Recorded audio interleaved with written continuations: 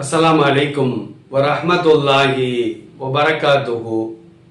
அல்ஹம்துலில்லாஹ் வஸ்ஸலாத்து வஸ்ஸலாமு அலா ரசூலில்லாஹி அம்மா பஅத்.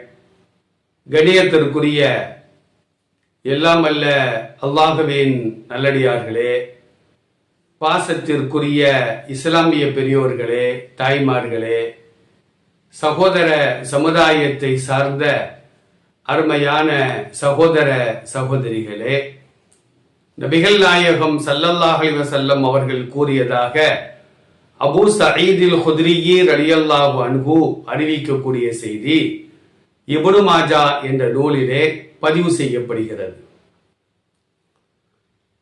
خرج علينا رسول الله صلى الله عليه وسلم ونحن نتذاكر المسيح الدجال. அபூ சயீதில் குத்ரி ரலியல்லாஹு அன்ஹு அறிவிக்கிறார்கள், நானும் சில நபித்தோழர்களும் ஒரு இடத்தில் அமர்ந்து கொண்டு மறுமை நாள் ஆகிரத்தினுடைய நெருக்கத்தில் வெளியாகக்கூடிய அதிசய மனிதன் தஜ்ஜாலை குறித்து நாங்கள் பேசிக்கொண்டிருந்தோம். அப்போது நபி ஸல்லல்லாஹு அலைஹி வஸல்லம் எங்கள் சபைக்கு வந்தார்கள். ஃபகால அலா உஹ்பிருக்கும் பிமா ஹுவ அஹ்வஃபு அலைக்கும் இந்தி மினல் மஸீஹித் தஜ்ஜால். தஜ்ஜாலை விட மிகவும் அச்சத்திற்குரிய ஒரு காரியத்தை உங்களுக்கு நான் அறிவிக்கட்டுமா? தஜ்ஜாலை குறித்து எல்லா நபிமார்களும் தங்கள் சமுதாயத்தவர்களுக்கு அச்சமூட்டி இருக்கிறார்கள். நபி ஸல்லல்லாஹு அலைஹி வஸல்லம் அவர்களும் இந்த சமுதாயத்திற்கு தஜ்ஜால் என்று ஒருவன் வருவான், அவன் குறித்து சொல்ல வேண்டிய எல்லா செய்திகளையும் நபி ஸல்லல்லாஹு அலைஹி வஸல்லம் நாம் அவனை விட்டும் பாதுகாப்பு பெறுவதற்கான வழிகளையும் நமக்கு கற்றுத் தந்திருக்கிறார்கள். ஆனால் அந்த தஜ்ஜாலை விட பயங்கரமான ஒரு காரியத்தை உங்களுக்கு நான் அறிவித்து தரட்டுமா என்ற சஹாபாக்களை நோக்கி கேட்டவுடன் குல்னா பலா, நாங்கள் சொன்னோம், சரி யா ரசூலல்லாஹ், அதை எங்களுக்கு நீங்கள் கற்றுத்தாருங்கள், அறிவித்து தாருங்கள் என்று நாங்கள் கேட்டோம். அவன் நபி ஸல்லல்லாஹு அலைஹி வஸல்லம் சொன்னார்கள், அஷ்ஷிர்குல் ஹஃபிய்யு, மறைமுகமான இணை வைத்தல். இணை வைத்தல் ரெண்டு இருக்குது, பகிரங்கமாக இணை வைக்கிறது ஒன்று, மற்றொன்று மறைமுகமான இணை வைத்தல். பகிரங்கமான இணை வைத்தல் வெளியே தெரியும், ஆனா மறைமுகமான இணை வைத்தல் வெளியே தெரியாது. அது உள்ளம் சார்ந்த இணை வைத்தல்.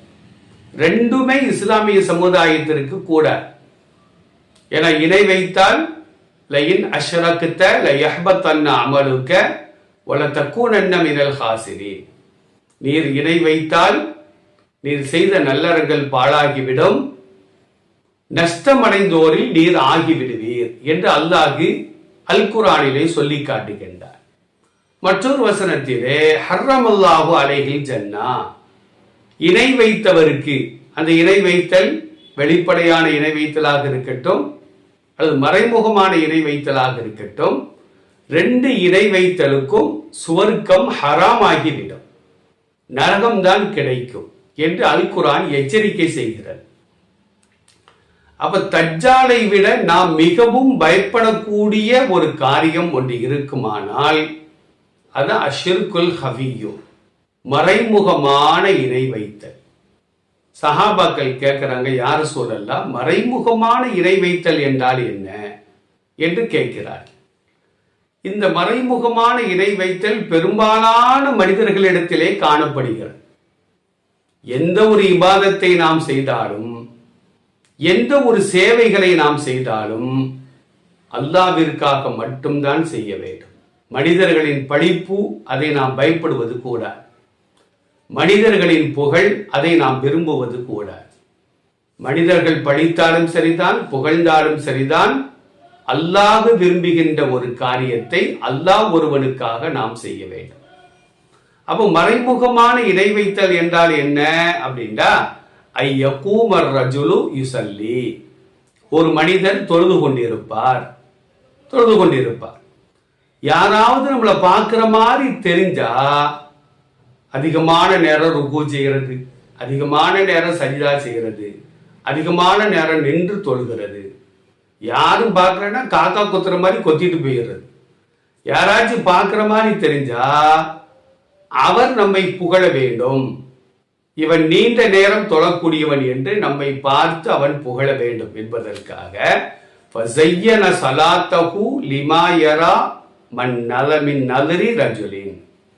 ஒரு மனிதர் தன்னை பார்க்கிறார் என்பதற்காக தொழுகையை எவன் அழகுபடுத்துகிறானோ இதற்கு பெயர்தான் மறைமுகமான இணை வைத்தல்.